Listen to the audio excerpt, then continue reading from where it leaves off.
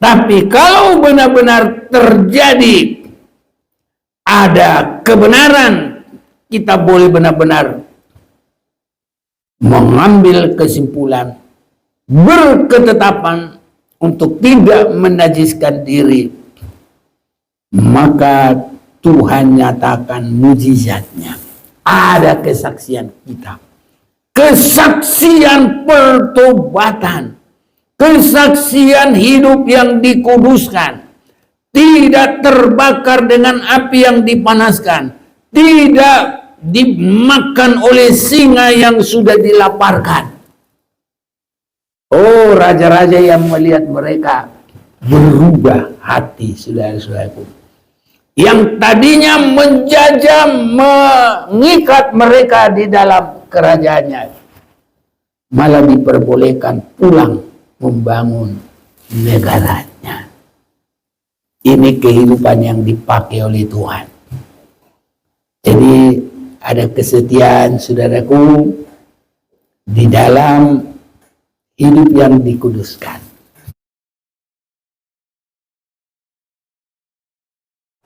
Kita akan membaca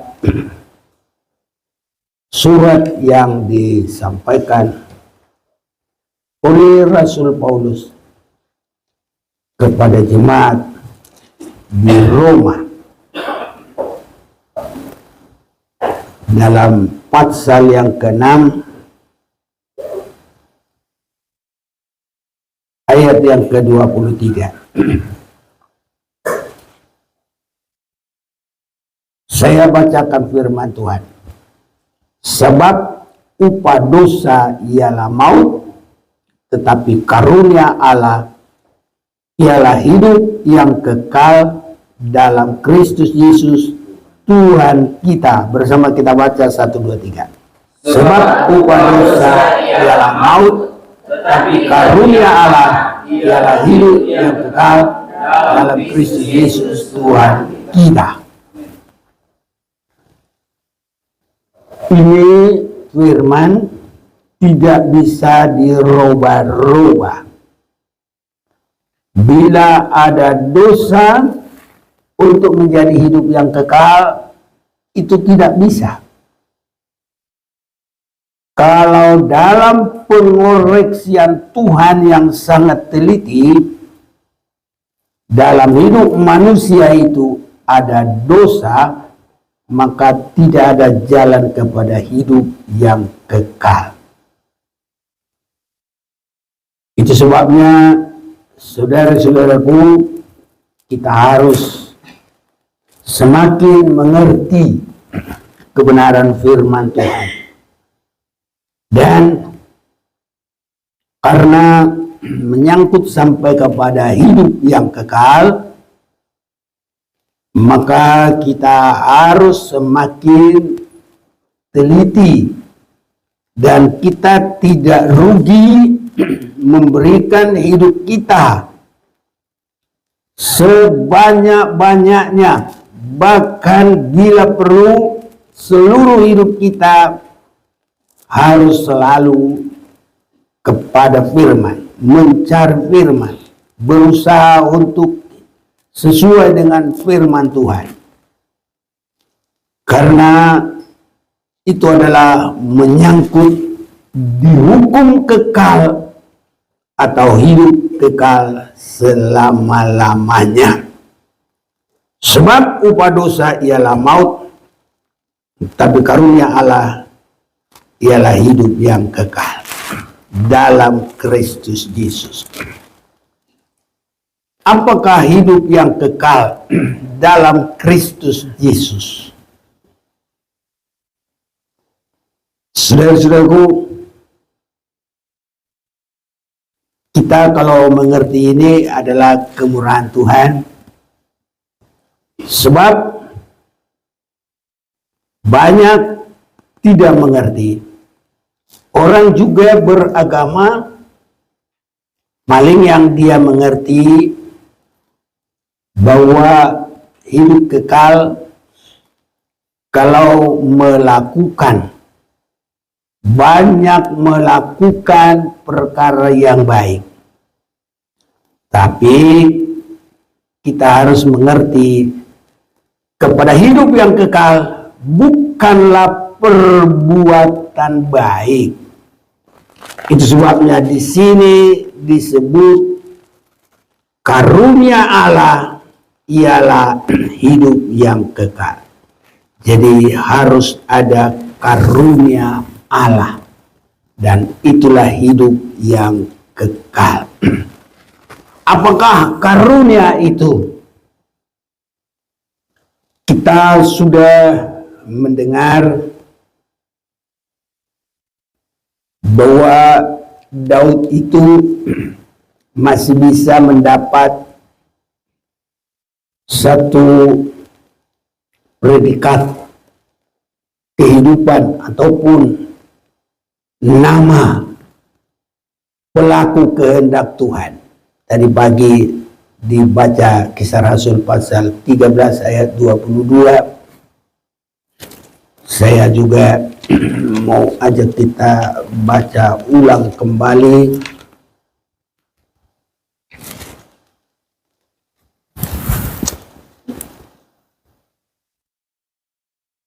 setelah Saul disingkirkan, Allah mengangkat Daud menjadi raja mereka.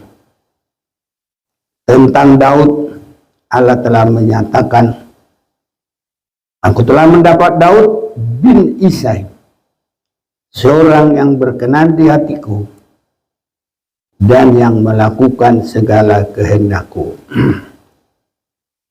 Kalau kita perhatikan ini Daud ini mendapat kasih karunia Tuhan. Namun dalam hal apakah dia mendapat kasih karunia Tuhan? Kita sudah membaca firman Tuhan bahwa berbahagialah orang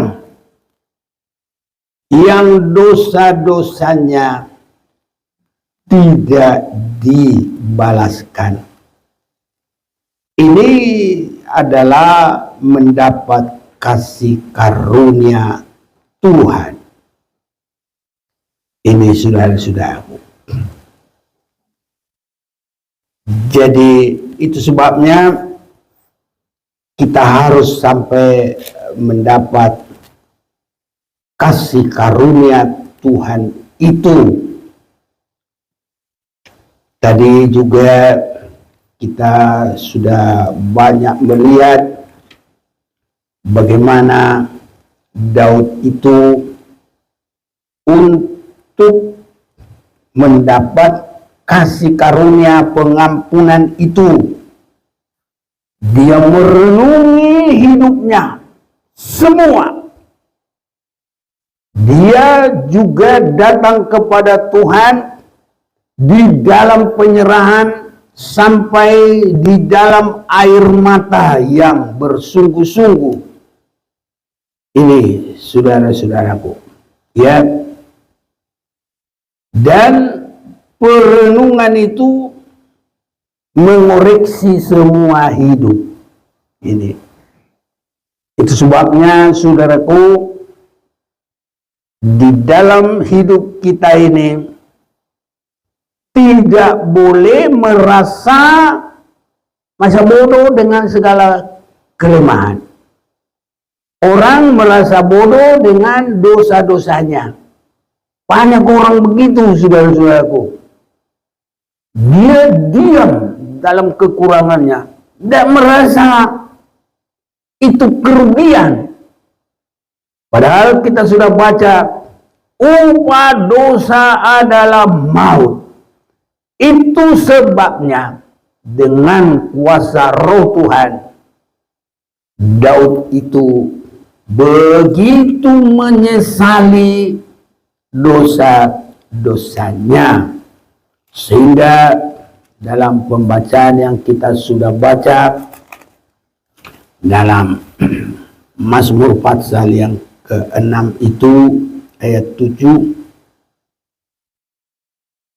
atau saya mulai ayat yang ke-6 dulu. Sebab di dalam maut tidaklah orang ingat kepadamu. Siapakah yang akan bersyukur kepadamu di dalam dunia orang mati? Lesu aku karena mengeluh. Setiap malam aku menggenangi tempat tidurku dengan air mataku. Aku membanjiri ranjangku. Mataku mengidap karena sakit hati, rabun karena semua lawanku. Jadi yang kita perhatikan di sini ya adalah dia menangisi, mengeluh karena perbuatan. Jadi ini cara kita mendapat kasih karunia. Itu sebabnya kalau ada dosa nggak boleh masa bodoh, jangan pura-pura nggak tahu. Kalau Daud ini untuk mendapat kasih karunia pengampunan dari Tuhan, benar-benar dia teliti. Bahkan dia juga boleh berkata, selidiklah akan daku ya Allah. Dan ada yang membuat itu nyanyian, selidiklah akan daku ya Allah, ketahuilah akan hatiku, ujilah akan daku, dan ketahuilah akan segala kefikiranku. Ini sangat baik, saudaraku. Dan ini pekerjaan orang yang ingin mendapat yang hilang. Seorang wanita yang hilang dari perhiasan pengantinnya, diambil lampu, diambil sapu, dilihat, disapu pelan-pelan, dicari untuk mendapat permata yang hilang. Jadi kita harus dibawa kepada terangnya Tuhan. Firman Tuhan adalah terang, dan Roh Kudus dibawa. Di mana kita tidak sesuai dengan firman, di mana yang menjadi kekurangan kita, di mana yang menjadi dosa kita. Ini saudara-saudaraku, jadi harus diperhatikan dengan sungguh-sungguh. Ya, sampai kalau perkataan kita biar kita tepati. Ya, sering sekali saudaraku, ya orang, ini saya kasih contoh, kalau minjam kata-katanya manis, nanti saya bayar dengan cepat, uangku dari sini, dari sini, dari sini, dari sini, dari sini. Tapi lama-lama lupa saudaraku, ini nggak boleh, harus diselesaikan. Satu, kalau orang itu mau, ya udah nggak usah bayar, selesai, nah, selesai. Tapi kalau dia belum bilang begitu, itu terus. Ya, kalau kita lupa, itu mengikat kita. Ini saudara-saudaraku. Jadi makanya harus dikoreksi semua pikiran kita, perkataan kita, hati kita, semua sampai sendi sumsum, ingatan dan niatan hati. Harus bawa itu pelita yang menyala, pedang yang bermata dua. Itulah firman Tuhan yang menusuk amat dalam, sehingga bisa memisahkan sendi sumsum, ingatan dan niatan hati. Harus sampai begitu saudara-saudaraku, supaya mendapat kasih karunia. Jadi kasih karunia itu nggak langsung dapat begitu saja. Harus ada. Seperti perempuan yang mencari permata yang hilang. Harus begitu, kita harus teliti. Makanya Daud itu mulai daripada dosa masa muda terus diingat, dikoreksi, terus disesali semuanya. Ya, ini saudara-saudaraku.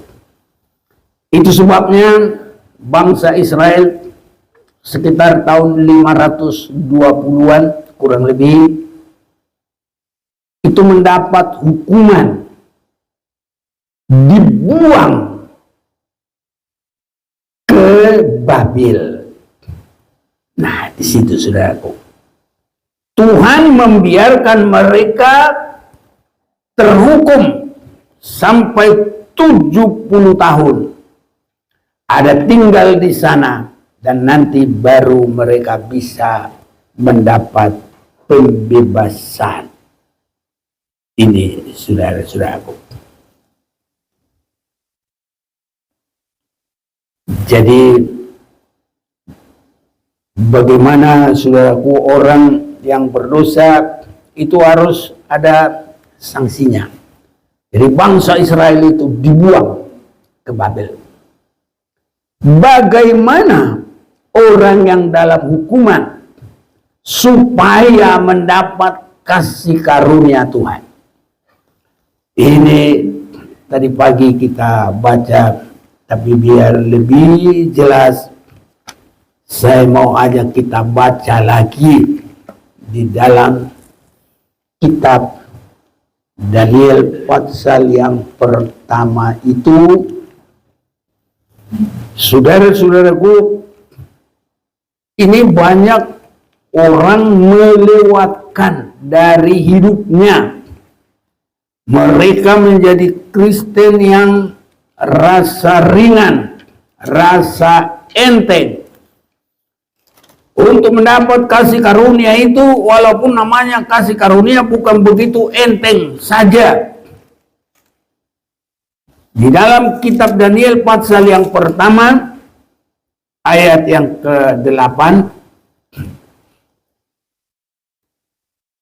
Daniel berketetapan untuk tidak menajiskan diri dengan santapan raja dan dengan anggur yang biasa diminum raja. Dimintanyalah kepada pemimpin pegawai istana itu supaya ia tidak usah menajiskan diri. Ini saudara-saudaraku, ada sekelompok yang dibuang, pemuda-pemuda, ya, dan mereka karena masih muda, masih bisa dipakai, maka ya diambillah beberapa dari mereka. Saya mau ajak bacalah dari awal. Di istana Babel. Daniel 1 ayat 1, pada tahun yang ketiga pemerintahan Yoyakim, Raja Yehuda, datanglah Nebukadnezar, Raja Babel, ke Yerusalem, lalu mengepung kota itu. Tuhan menyerahkan Yoyakim, Raja Yehuda, dan sebagian dari perkakas-perkakas di rumah Allah ke dalam tangannya. Semuanya itu dibawa ke tanah Sinear, ini ke Babel ini, Sinear di Babel, ke dalam rumah dewanya. Perkakas-perkakas itu dibawanya ke dalam perbendaharaan dewanya. Lalu raja bertitah kepada Aspenas, kepala istana, untuk membawa beberapa orang Israel yang berasal dari keturunan raja dan dari kaum bangsawan, yakni orang-orang muda yang tidak ada sesuatu celah, yang berperawakan baik, yang memahami berbagai-bagai hikmat, berpengetahuan banyak, dan yang mempunyai pengertian tentang ilmu, yakni orang-orang yang cakap untuk bekerja dalam istana raja, supaya mereka diajarkan tulisan dan bahasa orang Kasdim, Dan raja menetapkan bagi mereka pelabur setiap hari dan santapan raja, dan dari anggur yang biasa diminumnya mereka harus dididik selama 3 tahun, dan sesudah itu mereka harus bekerja pada raja. Di antara mereka itu ada juga beberapa orang Yehuda, yakni Daniel, Hananya, Misael, dan Asaria. Pemimpin pegawai istana itu memberi nama lain kepada mereka. Daniel dinamainya Belsasar, Hananya dinamainya Sadrak, Misael dinamainya Mesak, Asaria dinamainya Abednego. Jadi semua mereka ini, saudara-saudaraku, mengambil keputusan tidak menajiskan dirinya. Ini artinya bagi kita harus terjadi pertobatan. Ini saudaraku. Apa itu pertobatan? Menyesali kehidupan yang diperbuat tidak berkenan kepada Tuhan. Penyesalannya itu seperti Daud, sampai membanjiri ranjang dengan air mata. Betapa hebatnya penyesalan itu. Banyak orang untuk menyesali dosa begitu enteng. Makanya nanti berdosa enteng juga, saudara-saudaraku. Jadi kalau Daud mendapat kasih karunia pengampunan itu, dia menyesali dosanya sampai menangis. Itu sebabnya orang-orang Pentakosta banyak orang yang heran. Apa ya? Kok gampang menangis? Ada yang begitu, saudara. Jadi itu kan gereja nangis-nangis katanya. Nggak tahu, nggak mengerti mereka. Daud itu menangisi kekurangannya, kelemahannya, menyesali sampai membasahi ranjangnya. Kita untuk membasahi pipi aja susah, saudaraku, ya kan? Tapi kalau Daud membasahi sampai ranjangnya itu, membasahi ranjang ini, saya pikir kalau satu gayung kurang, saudaraku. Ya, jadi coba bagaimana? Sebabnya saya pikir kita harus berusaha, saudaraku, menghancurkan hati kita. Karena disebut Allah itu ada di tempat yang maha tinggi, tapi dia juga ada di dalam hati yang hancur. Hancur kenapa? Karena menyesali dosa-dosa. Dan kalau ini boleh terjadi, maka kita akan mendapat kasih karunia. Apa itu? Mazmur 32 ayat 2. Berbahagialah manusia yang kesalahannya tidak diperhitungkan Tuhan, dan yang tidak berjiwa penipu. Nah ini saudara-saudaraku ya. Jadi harus ada, saudara-saudaraku. Mana yang diampuni? Dosaku, ini ayat 5. Ku beritahukan kepadamu, kesalahanku tidaklah kusembunyikan. Aku berkata, aku akan mengaku kepada Tuhan pelanggaran-pelanggaranku, dan engkau mengampuni kesalahan karena dosaku. Selah. Saudaraku, artinya selah itu adalah diam, perhatikan, sungguh-sungguh. Nah, diam, perhatikan sungguh-sungguh, terarah. Jadi enggak pikiran sana sini. Nah itu, saudaraku ya. Jadi artinya selah itu diam, perhatikan dengan sungguh-sungguh. Ini. Jadi kita harus, kalau sudah di dalam ibadah, selah. Apa artinya selah?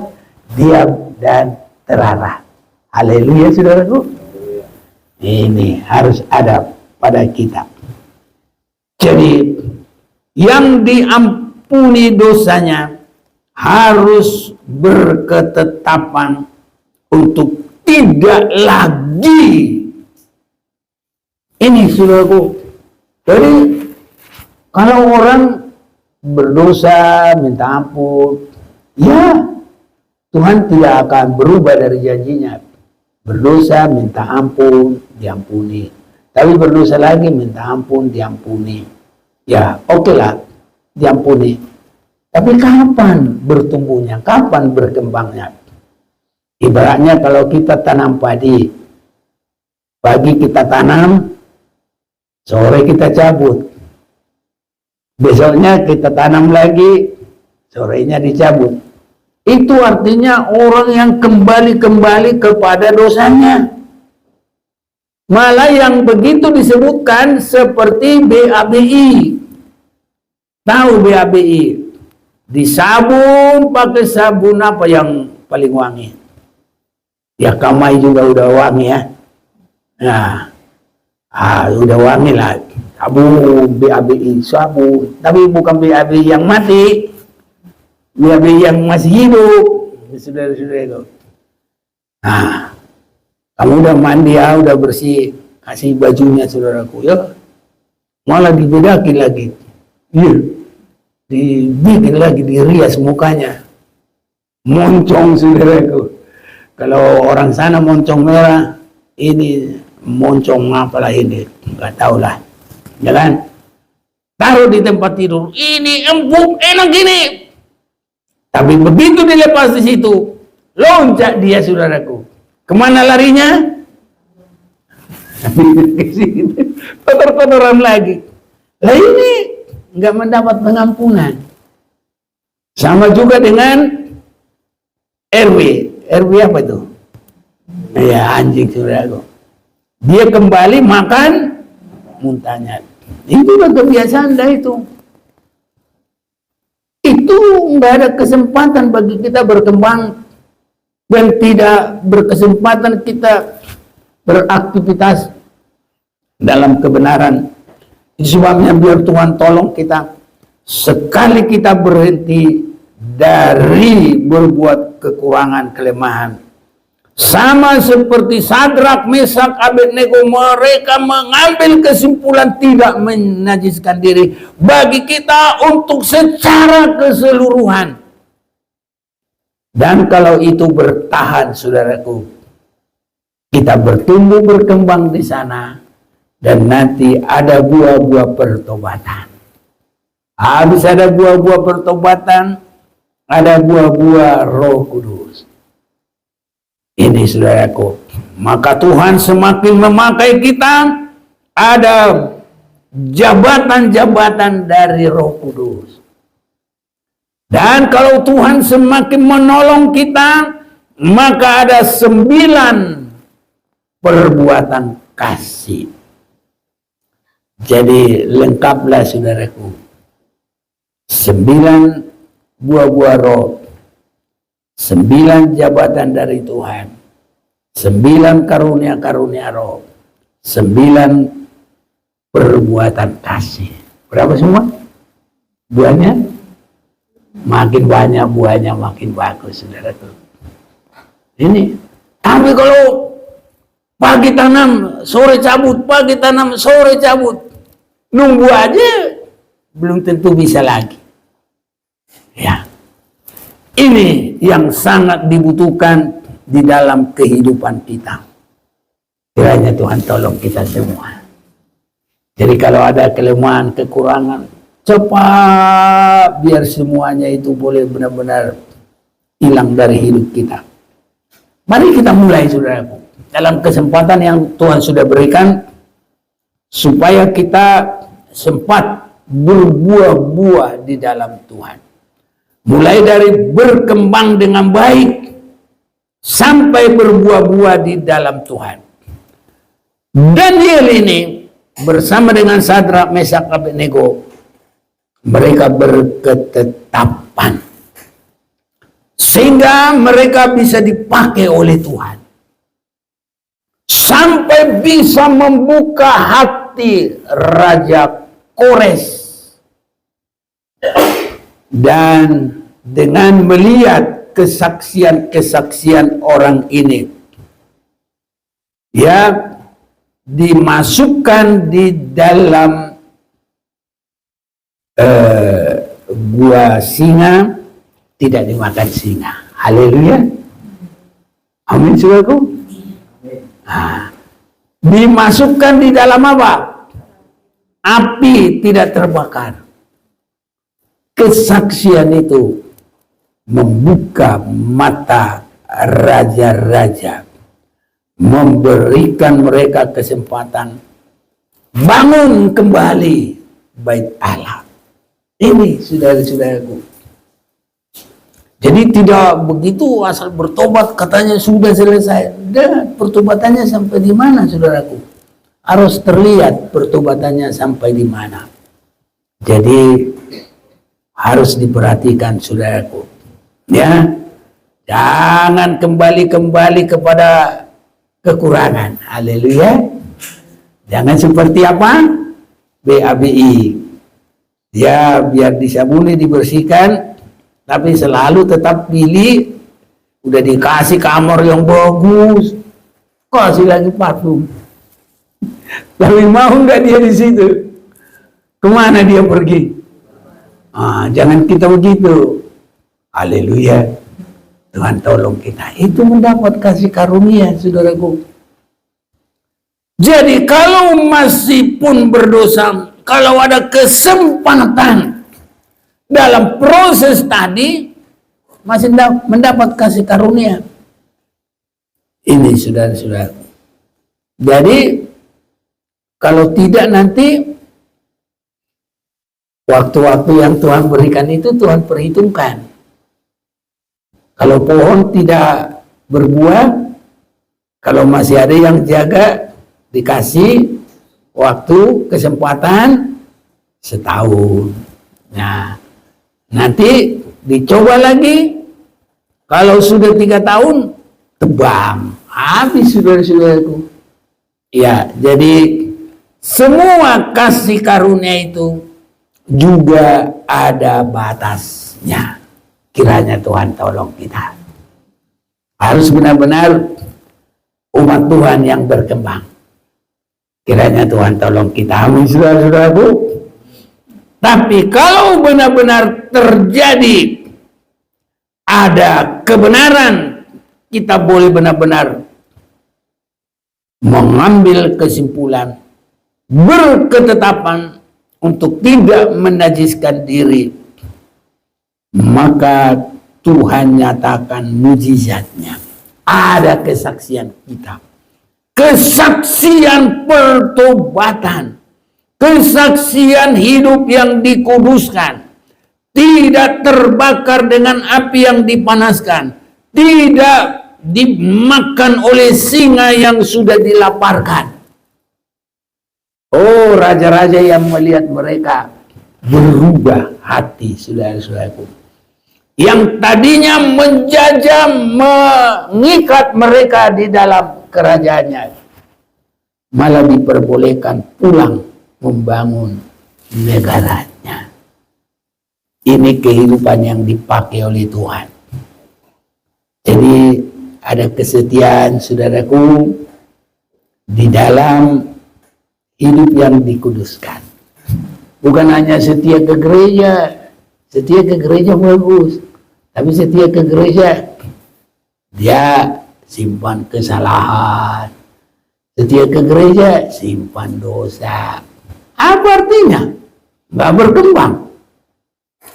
Jadi ada dulu mengambil kesimpulan untuk tidak menajiskan diri. Baru di dalam hal itulah kita setia. Haleluya, saudaraku. Pasti dipakai Tuhan.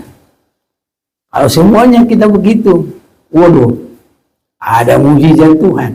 Biarpun kita sekarang ini hanya segini, tapi kalau semuanya kita dipakai Tuhan, ada mujizat Tuhan. Wah, Raja Nebukadnezar cuma 1 orang yang buat dia bertobat. Nah, raja Persia. Cuma beberapa gelintir mereka membuat bertobat. Bahkan memberi kesempatan bila perlu bikin surat. Nah, kirim surat ke sana bupati di Israel. Tolong dia, jangan ada yang mengganggu mereka. Mereka mau membangun. Saudara-saudaraku, biar kita bergumul semuanya untuk mendapat kasih karunia yang daripada Tuhan. Kalau semua kita mendapat kasih karunia Tuhan, terjadi mujizat yang besar. Kiranya kita sudah mengerti, saudara-saudaraku, bagaimana upah dosa adalah maut, tapi bagaimana untuk mendapatkan kasih karunia. Tidak hanya begitu, Tuhan kasih karuniamu bagi saya.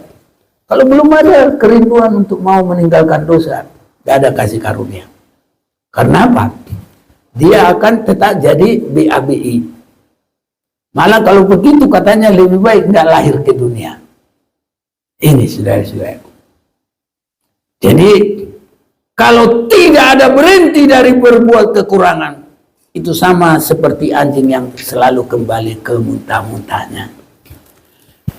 Kiranya Tuhan mau tolong kita, saudaraku. Sekali kita terima Yesus, kita boleh bersaksi. Adapun hidupku ini bukan aku lagi, tapi Kristus yang ada di dalam aku.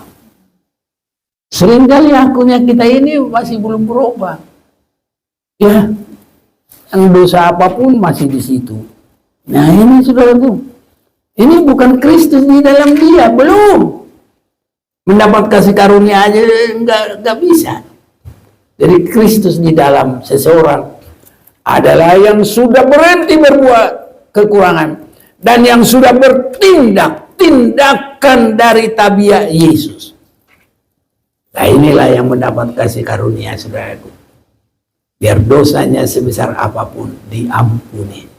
Tapi biar dosa nggak terlalu besar, tapi kalau diulang-ulang, oh sedikit noda menghancurkan semuanya, saudaraku.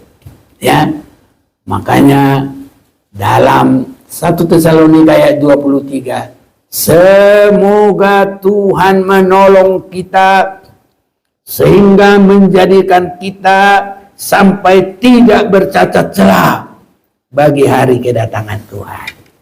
Haleluya, saudaraku. Yakin Tuhan tolong kita? Ya, Tuhan Yesus memberkati kita.